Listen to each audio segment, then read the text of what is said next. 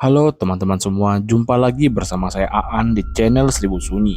Pada hari ini saya akan melanjutkan cerita Imah Leweng yang ditulis oleh akun Twitternya Dioseta.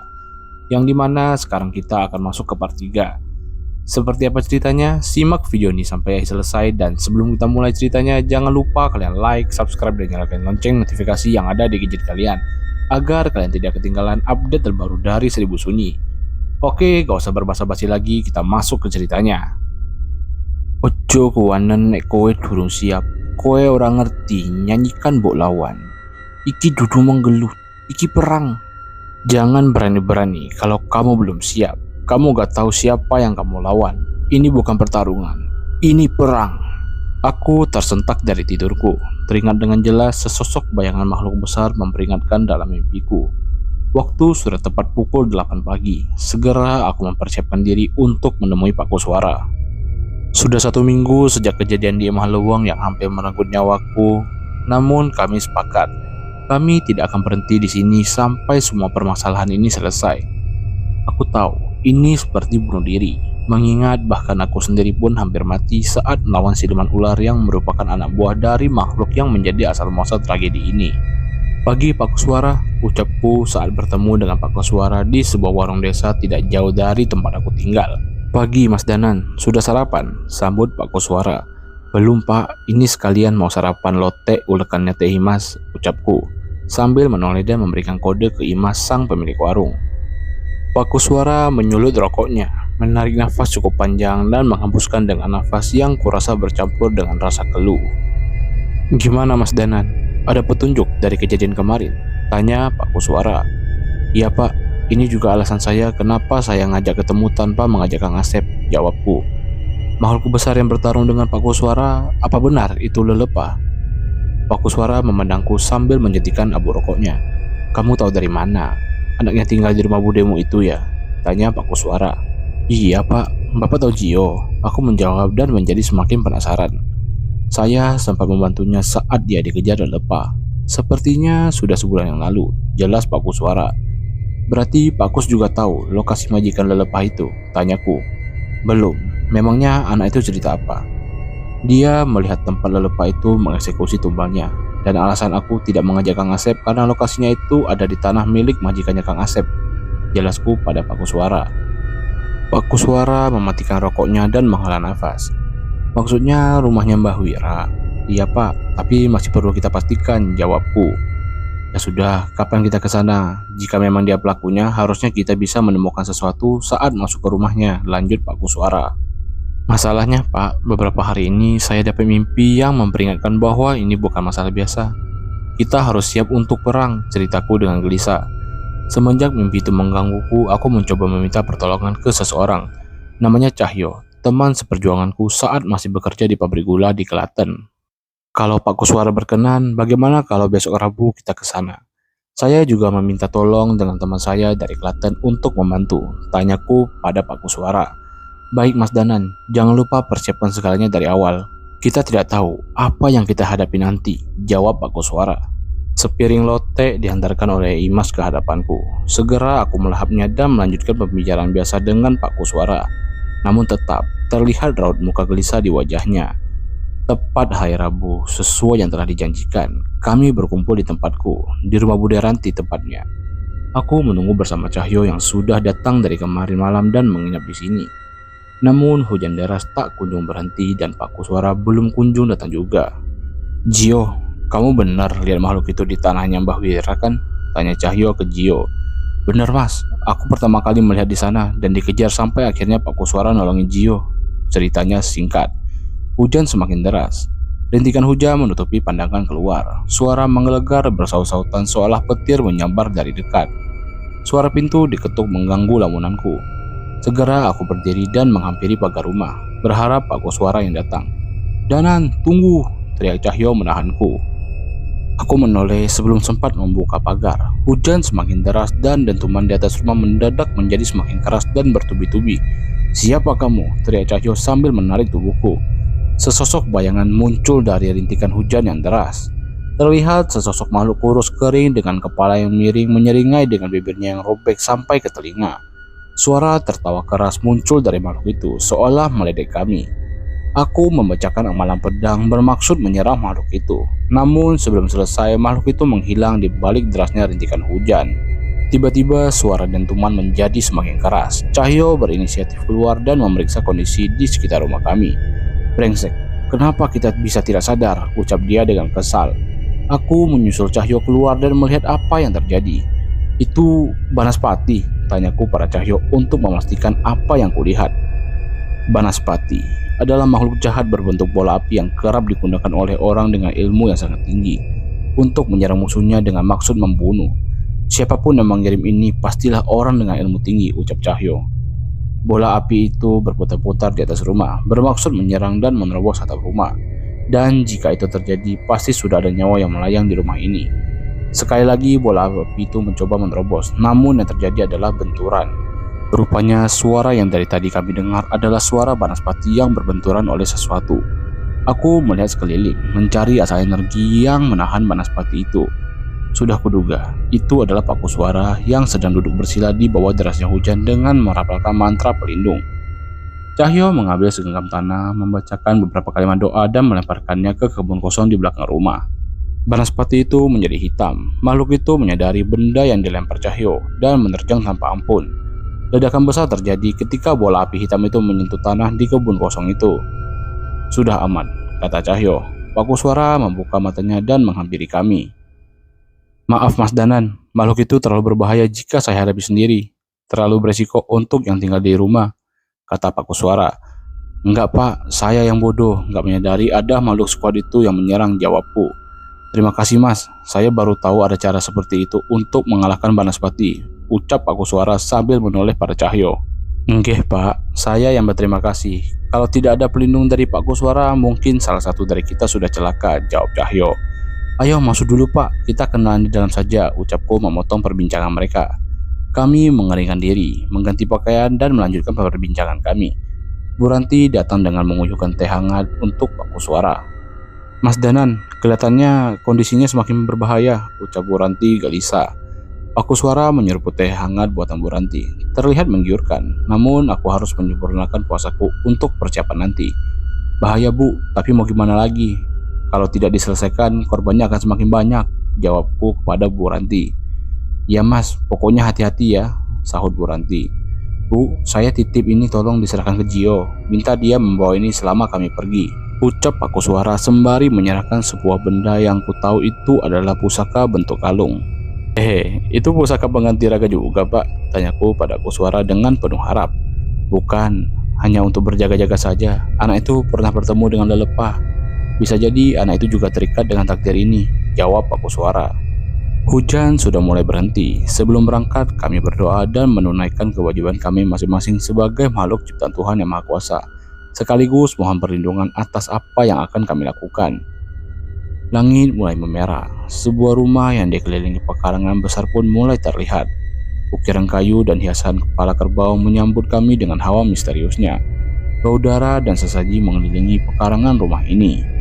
Aku pernah lewat sini, namun sebelumnya tidak ada bau seperti ini. Mungkin kali ini Mbah Wira merasa tidak perlu menutup-nutupi lagi apa yang dia lakukan.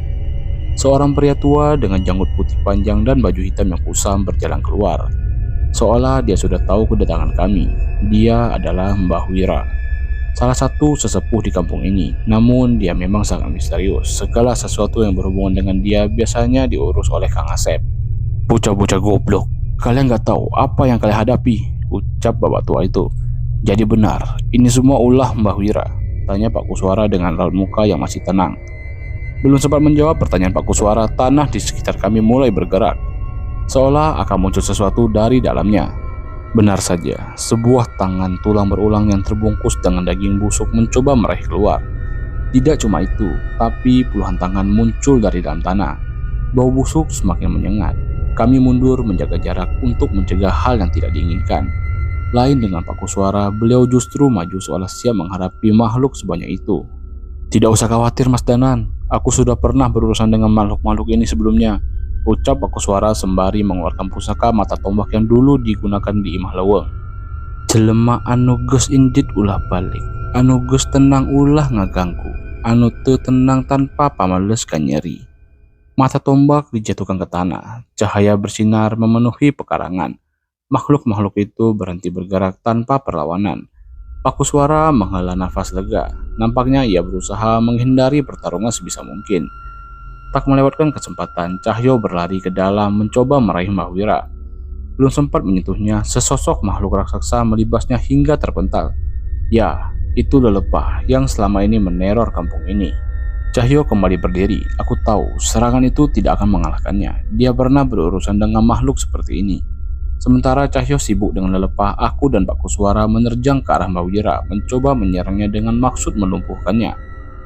Kalian tidak akan bisa membunuhku, ucap Mahwira.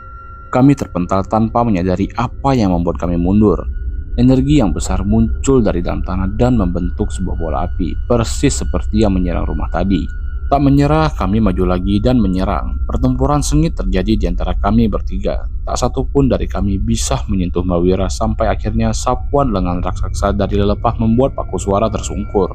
Darah mengalir dari kepala Paku Suara. Cahyo merapalkan mantra pelindung dan segera menghampiri Paku Suara.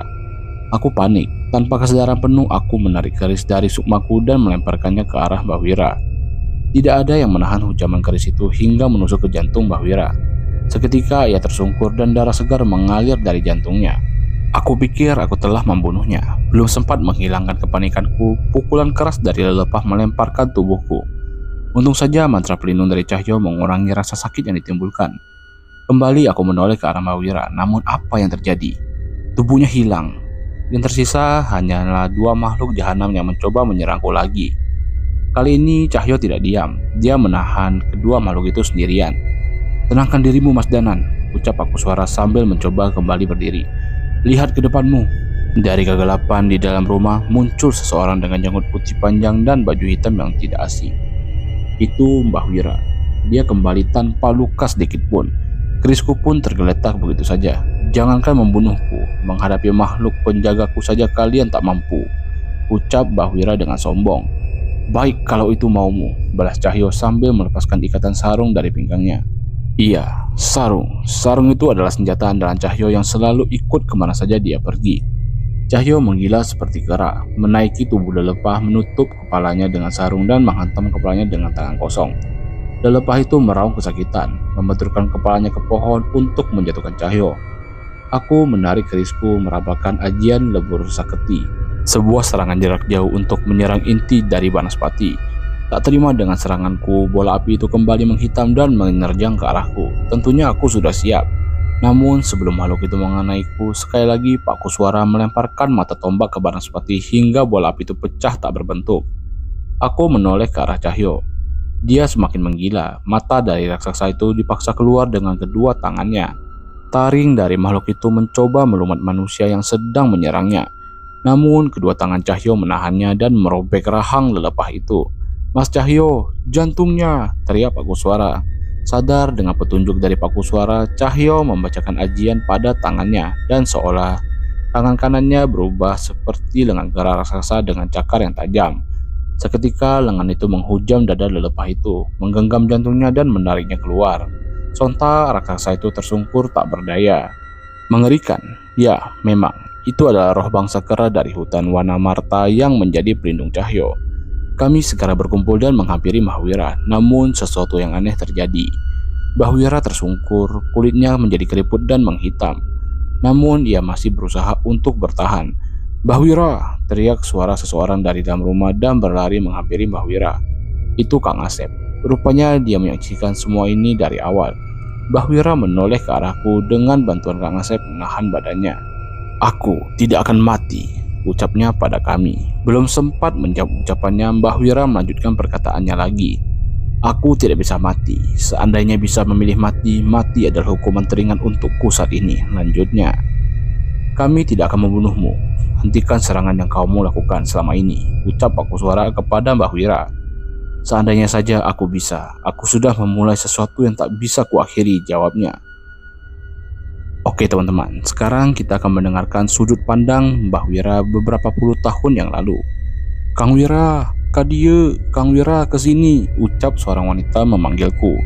Itu Lilis, wanita cantik nan anggun yang selalu bisa membuatku merasa nyaman. Kami selalu bertemu di sini setiap pulang jam kerja, di sebuah rumah singgah di tengah hutan. Walaupun hanya diterangi cahaya lampu petromak, wajah Lilis tetap bisa menghilangkan semua rasa lelahku. Beberapa langkah aku memasuki rumah. Ia sudah berlari dan memelukku. "Kang, Lilis kangen," ucapnya dengan manja. Aku membalas pelukannya. Sikap manjanya membuatku semakin ingin melampiaskan rasa rinduku. Aku menggunakan telunjukku mengangkat dagunya, dan tak terasa bibir kami sudah saling bersentuhan. Terbakar oleh nafsu, tanganku pun ikut menjamah tubuh Lilis, merabanya dari rambut, leher, hingga menyentuh dadanya. Aku meremas bagian itu dengan lembut. "Aduh," Lilis berteriak. "Kenapa, Lis?" tanyaku. Enggak apa-apa," ucap Lilis menyembunyikan sesuatu. Aku penasaran. Segera aku membuka bajunya dan melihat ada bekas memar di dadanya. Lilis menunduk dan sedikit membuang muka. "Ini ulah siapa, Lis? Si bangsat Gumelar lagi?" tanyaku dengan emosi. Lilis adalah istri Gumelar, juragan pemilik perkebunan karet ini yang sekaligus menjadi bosku. Aku memang bermain api, tapi salah satunya karena aku kasihan dengan perilaku bajingan itu yang terus menyiksa satu-satunya wanita yang kucintai. Pagi ini seperti biasa, aku bekerja di perkebunan karet. Tidak ada yang istimewa, hanya pekerja yang mengumpulkan getah karet dan anak-anak dari kampung yang sering bermain di sekitar sini. Sebentar lagi jam istirahat, ini yang aku tunggu. Sebentar lagi Lilis akan keluar mengantar rantang untuk para pekerja. Namun ternyata tidak sesuai harapan. Teh Riri yang mengantarkan makanan. Ada apa dengan Lilis? Seperti biasa aku pulang dengan terlambat, berharap aku bisa menemui Lilis di tempat biasa. Benar saja, lampu petromak di rumah itu menyala. Aku bergegas memasuki rumah dan menemui Lilis. Tapi dia hanya mematung di ujung tembok dengan wajah penuh memar. "Lilis, kamu kenapa?" teriakku sambil berlari ke arahnya. Belum sampai ke arahnya, seorang pria mendekati Lilis dan menarik rambutnya. "Sialan, itu Gumelar. Rupanya ia menyadari hubungan kami. Bocah gak tahu diuntung. Udah gak sayang nyawa kamu, Wira," teriaknya dengan penuh emosi. Belum sempat menjawab, pukulan benda tumpul melukai kepalaku. Tidak cuma sekali, pukulan demi pukulan terus menghujani tubuhku. Mereka pekerja-pekerja kebun karet yang disuruh oleh Gumelar. Rasa sakit tak tertahankan menjalar di seluruh tubuhku. "Sudah, hentikan, tolong hentikan," teriak Lilis dengan penuh tangis. Gumelar memberi tanda dan pukulan mereka berhenti. Aku tersungkur, darah mengucur dari kepalaku. Namun siksaan ini tidak hanya berhenti di sini. Gumelar menjambak Lilis dan membawanya ke hadapan wajahku. "Ini wanita yang kamu mau," ucapnya dengan menyodorkan kepalanya ke arahku. Sebuah tamparan sekuat tenaga menghantam wajah Lilis. Tidak puas dengan itu, Gumelar menendang punggungnya hingga terjatuh dan menginjak-injak wanita yang merupakan istrinya sendiri. "Hentikan, tolong hentikan," teriakku sekuat tenaga. Puas menghajar Lilis, Gumelar menyuruh anak buahnya untuk mengikatku di sebuah tiang pondasi rumah. "Kalau kamu memang suka pelacur ini, ambil. Aku tidak sudi hidup dengan barang bekas kacung," ucapnya. Gumelar melangkah keluar dan berkata kepada anak buahnya, "Lakukan apa yang harus kalian lakukan." Para pekerja mulai tersenyum dan menghampiri Lilis. Dan apa yang aku lihat seolah seperti neraka yang tak akan bisa aku lupakan. 5 orang pekerja mengerumuni Lilis, menarik rambutnya, menamparnya dan merobek-robek bajunya. Lilis berteriak sekuat tenaga, namun tidak ada yang bisa menolongnya. 5 orang yang dipenuhi hawa nafsu menciumi bibir Lilis, meletakkan tangan-tangan kasarnya di tubuhnya dan memperkosanya bergantian tepat di depan mataku. "Dendam, aku dendam. Jika aku masih hidup setelah ini, akan aku pastikan kalian merasakan yang lebih menyakitkan dari ini," ucapku dengan penuh amarah. Salah satu dari mereka menghampiriku dan menghajarku dengan sebilah kayu hingga aku tak sadarkan diri. "Kamu butuh tumbal untuk mendapatkan ilmu ini, seorang anak wanita yang lahir pada Kamis Wage," ucap seorang dukun tua itu kepada kami. Aku masih hidup, tepatnya kami. Pagi itu Lilis tersadar dan melepaskanku dari ikatan. Kami bersembunyi di hutan desa sebelah. Namun semuanya sudah berubah. Kejadian malam itu terus membakar amarahku, dan namaku bukan Wira jika aku tidak membalasnya. Aku tahu seorang anak yang dimaksud dukun itu, seorang anak bernama Mirah di kampung Sukmaraya yang sering bermain di kebun karet. Tidak peduli walau dia anak kecil, asalkan semua dendamku bisa terbalaskan, aku akan kembali ke kebun karet dan mendapatkan anak itu. Ritual sudah selesai, anak itu sudah tidak bernyawa, namun seorang anak yang bersamanya. Entah aku tidak bisa menemukannya. Sesosok makhluk muncul dari lingkaran di mana jasad merah di sana. Setan, demit, jin. Bukan, makhluk itu lebih mengerikan. Sepertinya aku telah memanggil sesosok makhluk yang lebih berbahaya. Makhluk itu dari dasar neraka. Aku akan memberikan apapun, apa yang kau minta, asalkan Gumelar dan anak buahnya semuanya mati dengan mengenaskan. Teriakku kepada makhluk itu. Tak butuh waktu lama, keesokan harinya warga menemukan kepala Gumelar tergantung di atas pohon karet dengan tubuh yang tidak utuh. Aku puas melihatnya. Aku kembali bisa bercinta dengan Lilis dengan membayangkan orang yang menyakitinya mati dengan mengenaskan. Hampir setiap hari jasad-jasad para pekerja ditemukan di kebun karet, dan beberapa dari mereka hilang tanpa ditemukan jasadnya. Aku selalu tertawa puas ketika mendengar berita kematian para pekerja kebun karet itu. Namun ternyata aku salah, aku lupa dengan bayarannya. Malam Jumat Kliwon, hujan deras dan petir yang menyambar memperparah keadaan ini. Aku tersungkur dengan penuh emosi. "Hentikan!" teriakku kepada sebuah makhluk. Ya, itu lelepah. Dia menggenggam Lilis dengan tangannya, menariknya dan membelah tubuhnya menjadi dua. Taringnya yang besar mengunyah tubuh Lilis tepat di depan mataku. Aku tak mampu lagi berteriak. Ini adalah neraka. Inikah bayaran atas semua pembalasan dendamku? Penyesalan ini sudah merobek-robek jantungku. Aku kembali dan mengambil sebuah pisau dan menusukkan ke jantungku untuk mengakhiri semua rasa sakit ini. Namun apa yang terjadi? Aku tidak mati. Setiap luka yang kutorehkan ke tubuhku kembali hilang. Nyawamu adalah milikku. Kamu tidak akan mati sampai tiba saatnya kau dan aku dibakar di api neraka. Oke teman-teman, cerita di part 3 berakhir di sini dan akan berlanjut di part 4. Apa maksudmu? Aku sudah menyerahkan tumbalnya. Jangan lupa jawabku like, subscribe, dan nyalakan lonceng. Kau pikir masih ada tempat di akhir zaman untuk mereka yang bersekutu dengan iblis? Nikmati saja hidup kalian yang mempunyai dengan langsung kalian bisa yang telah dinyatakan di Oseta. Ucap makhluk. Jangan lupa mampir juga ke setan itu memanggil sekutunya untuk menjaga banyak cerita yang dia mendiami Imah Lewang tempatku memilikinya dan terus meminta kalian yang atas dosa yang telah kuperbuat sekarang juga, agar kalian tidak ketinggalan part selanjutnya. Saya Aan mengucapkan terima kasih dan pamit undur diri.